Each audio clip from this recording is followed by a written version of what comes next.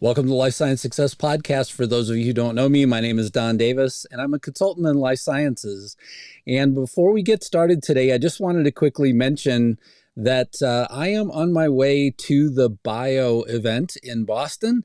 And for those of you who are interested in being interviewed while I'm there, just visit web.d3digitalmedia.com/bio-2023. There's a form there that you can fill out, and essentially it'll come to my inbox, and I will do what I can to try and get you scheduled. Quite a few interviews are already scheduled for June the 5th, and I'm trying to fill up June the 6th as well. And as soon as those 2 days are filled, essentially I'll be done for the conference. And so I greatly would appreciate getting to meet you and getting to interview you if you're interested. So today on the Life Science Success Podcast, I just wanted to bring up our guest. It is Robert Bruchet. Robert is a general manager of Middle East and Africa at Ethypharm. He applies a deep understanding of commercial levers to maximize the P&L and drive growth. So with that, welcome, Robert. Great. Yeah, thanks, Don. Welcome. Yeah, thanks a lot. I appreciate it. So would you just take a moment to tell the listeners a little bit about yourself? Great. So as you said, my name is Rob Bruchet. I'm originally from Canada. Been in the pharmaceutical industry for over 25 years. I started in Canada, an interesting place to start, a little bit different. I started at an agency doing public affairs. And at that agency, I had clients. I was put on files with the pharma industry, mining, chemical, and others. And I really found the pharma industry the most exciting and the most interesting, lobbying and helping companies advocate for positions on intellectual property protection and pricing regulation. And that led to a lot of fun adventures. First, working in the Canadian market in the area of pricing, reimbursement, patient access, public affairs, and then transitioning later to commercial roles, both in Canada, Europe, and now the Middle East. So I live in Dubai with my family. We've been here for about 10 years. I had the pleasure of joining Ethypharm last year, where we're looking at, expanding our business across Middle East and Africa. Wow. Yeah, and I mean, the one thing, there are a lot of podcast guests that join at odd times. So maybe you could tell everybody, what time is it currently in Dubai? It's about 1 in the morning, 1 a.m. To join Don here on the call today. So I'm looking forward to sharing and making most of my morning with this early start. That's amazing. I mean, I there are a lot of things that I've done for international interactions, but not at 1 a.m. I've done my fair share of 3 a.m. starts, to get things going, but 1 a.m. I give you a lot of credit for that. So you said that you were in Dubai for 10 years. What led you to going to Dubai? Yeah, so I began my career with Pfizer and was lucky enough to move with them from Canada to Brussels, Belgium. And while I was in Brussels, there was a reorganization of emerging markets. And at that time, the hub I was in there for emerging markets Europe was moving. And at that point, I needed to find a new role within the company and was lucky enough to find a regional marketing role for cardiovascular for Africa, Middle East, based in Dubai. So really running the established brands for the company across the region, and that's essentially what brought us there. The sense of adventure, the job, and looking for something new for our family to continue our adventure outside of Canada even longer. Yeah. Yeah, I've done the sense of adventure thing across the United States. I haven't done it like you though, where you really go big all the way around the world. Yeah, I would imagine that it would be rather interesting, right, to go from Canada and I would just say the cold weather to Dubai and the warm weather as well. I mean, that just from a climate perspective, it's got to be a drastic change as well. Definitely. I think, the first few weeks we came to Dubai, we were not used to not used to the heat. We came first in April, but mainly in July. And of course, the heat is quite excessive here at that time of the year. I think we were wondering, are we going to survive the first few weeks. Thankfully, we've adapted quite readily, and the city is great. So, of course, during half the year, um, it's amazing outside. You eat outside and many things out in the outdoors. For the other half, although it is quite hot, there's a lot of nice indoor spaces as well, and you become a little more tolerant to things. So you can push yourself, which is great as well. Yeah. Well, I mean, the just the architecture alone that you see on TV and things like that. I've not been to Dubai, but my experience has only been through TV, and I mean, just to see the architecture that's been developed and things like that, and what's been done is just amazing as well. And I would imagine seeing a 10-year span probably gives you a lot of perspective that most of us wouldn't have about just the development there. Definitely.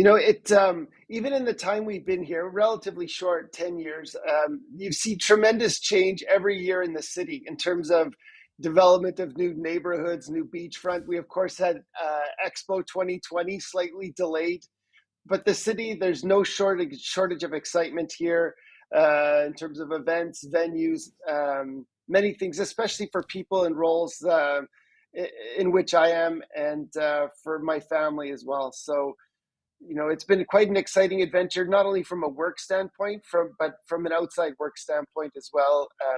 The other thing about Dubai that's quite interesting is the diversity here. So within the country, there's about 10 million people in UAE, only about 1 million Emiratis. So the rest of UAE, it really comes from around the globe. So if you enjoy a diverse population, a diverse, atmosphere, it's a great city to be in. Yeah. Yeah, so I mean, it sounds amazing, and so let's talk about the areas of the world that you support. I mean, you touched on it just a second ago, but in terms of Middle East and Africa, what exactly does that entail? Yes, so in my current role and prior roles here in Dubai, really it's about, say, 59 countries. Of course, you can't be focused on 59 countries. So usually the focus is narrowed down to the larger markets from a work standpoint. So for the Gulf area, really Saudi Arabia, UAE, and then the other Gulf countries are somewhat smaller than those two. Um, then you have Africa. Usually, North Africa is the largest market. Algeria, Morocco, Egypt, of course, and South Africa is the other area of focus.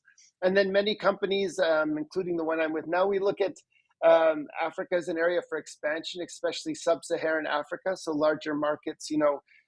Kenya, Uganda, Tanzania, Angola, Nigeria. They're very challenging markets, but the potential is there. I think everyone's aware of basic facts like, high population growth, growing middle class, willingness to invest in the health sector. So it's quite a dynamic region, and quite a diverse and volatile one. So just diversity. We have some countries in my region that have some of the highest GDPs per capita. The Gulf countries like Qatar, UAE, Kuwait, etc. And then we have some of the lowest. So there's no shortage of variety, no shortages of challenges, and no shortage of areas where you can make a difference with your portfolio. It's amazing. So tell me a little bit more about the day in the life that you have. So I mean, what are the main things that you focus on, and what is it like on a daily basis for you? Yes. So in my current role, I joined Ethypharm, as I said, about 1 year ago. And the exciting part to me in joining the company was it had a very nice portfolio, a very good portfolio. It set a basis for Africa, Middle East, but really wanted to expand. And so I have a small team here right now, and we do everything. So day in the life can range from, talking to people in our head office about our long range plans. For example, today to 2027, how are we forecasting that? What's the portfolio? How is it developing? What could we add? Those types of high level questions, all the way down to, how do we sign a service level agreement to hire a new representative in Angola? So you go from high big picture all the way down to, the nitty gritty in terms of expanding the business. So for me, that's a bit of the excitement at this stage of my career, having been with some larger companies. Um, my current role at Ethypharm gives me really the opportunity to be hands-on from big picture to smaller details that really will impact the business. Wow. And then with Ethypharm, what are their products? Who do they serve, and what is the portfolio? Yeah, so Ethypharm is a European-based pharmaceutical company. We have a series of established hospital, critical care, and CNS products that we market. All of our products are manufactured in Europe, in one site in UK, two in France, and two in Spain. Um, our main customers, so in my region we have a distribution and licensing model where my small team, we interact with over 50 different customers across Middle East and Africa, from a distribution and licensing standpoint.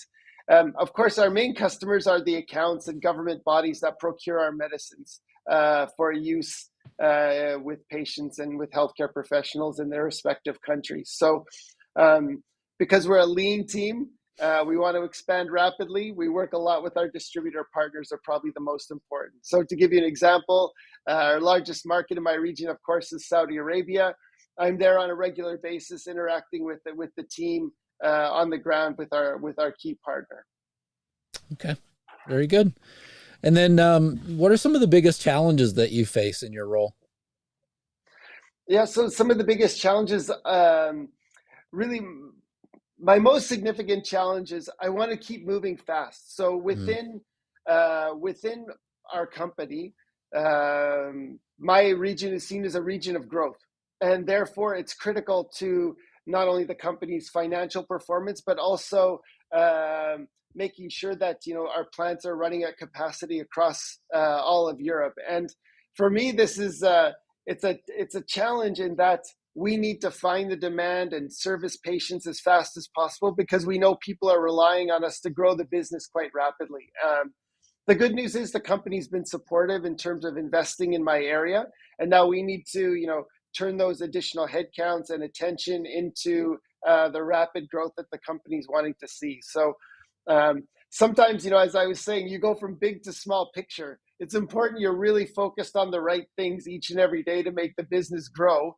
With a lean team, there's not a wide capacity and not a large room for error. So we need to stay focused on really what's needed to drive that growth. yeah.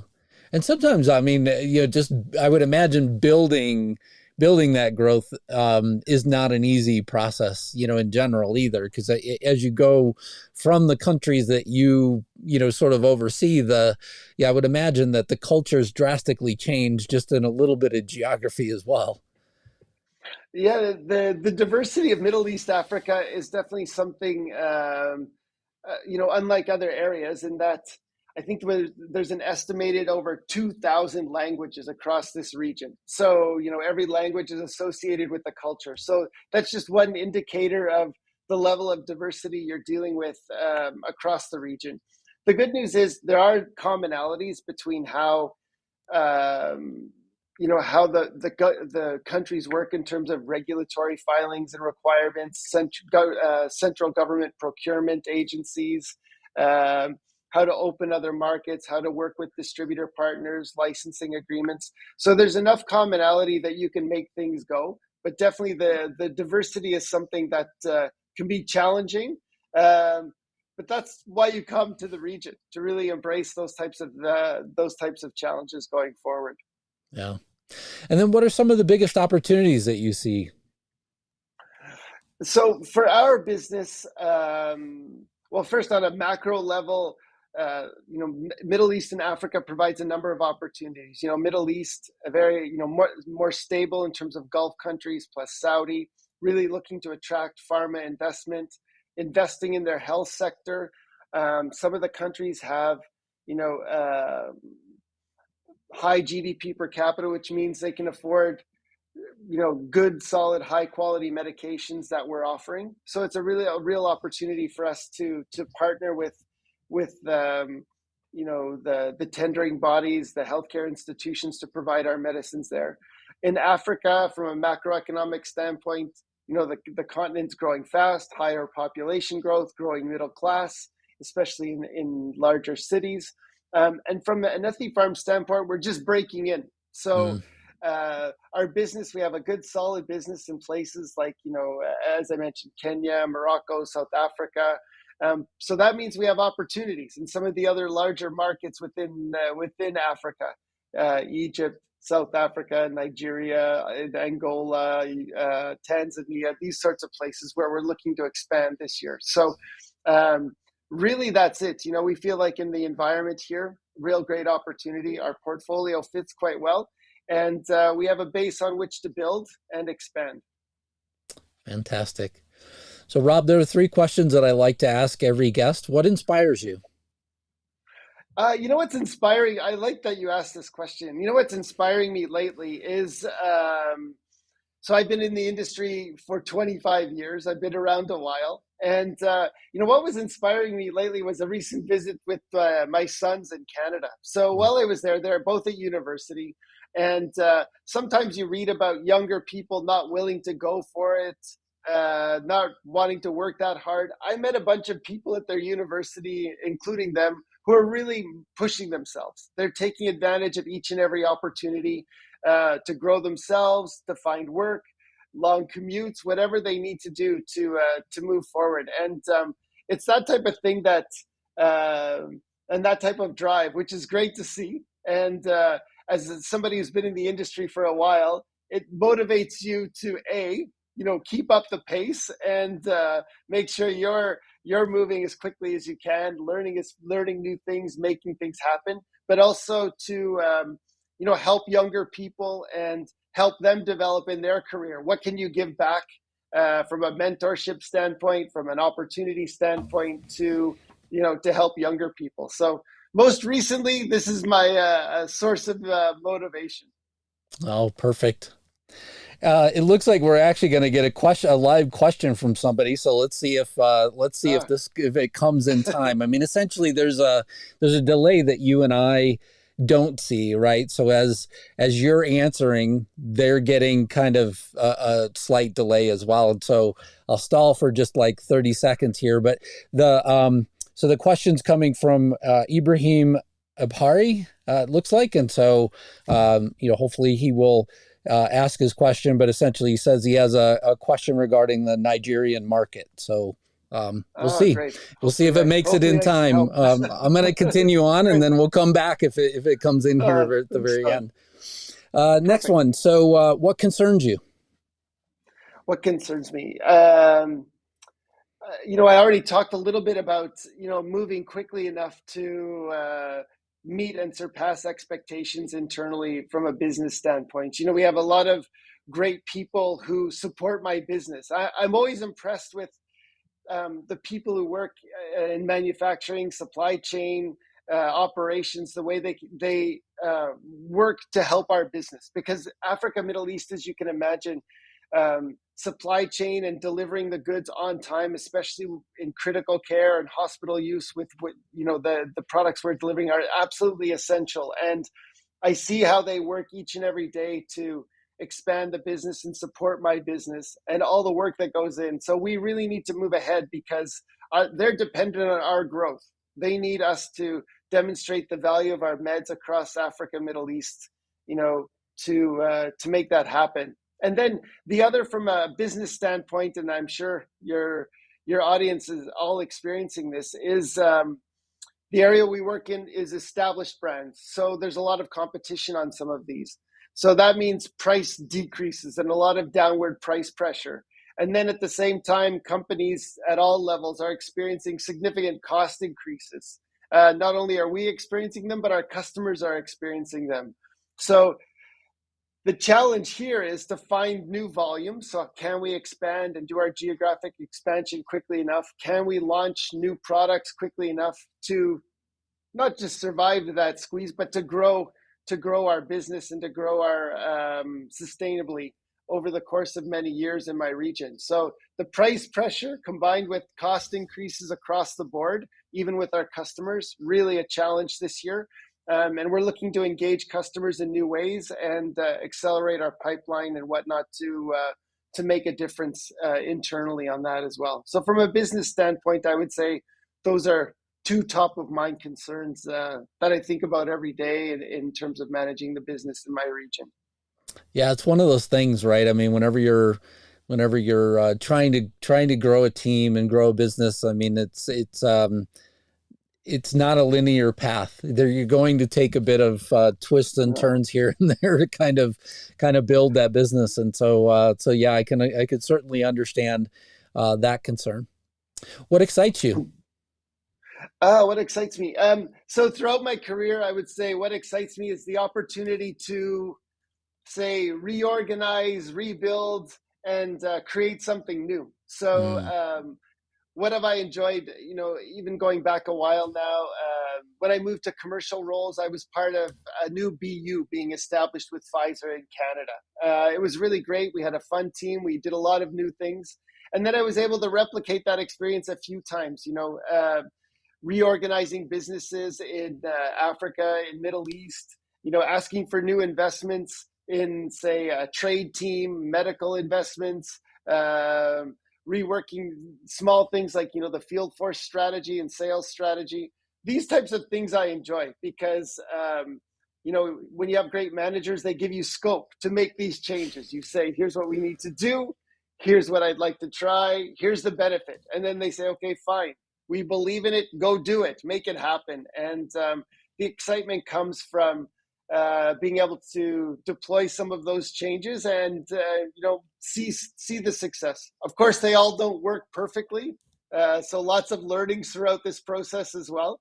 But it's nice to have the opportunity and the scope to build something new and create something new. yeah. Well, thank you so much for sharing that, Robert Bruchet. Thank you so much for being here on the Life Science Success Podcast. I greatly appreciated our conversation, and yeah, thanks for joining me. Great. Yeah, thanks, Don. Real pleasure today. Thank you very much. Thanks a lot.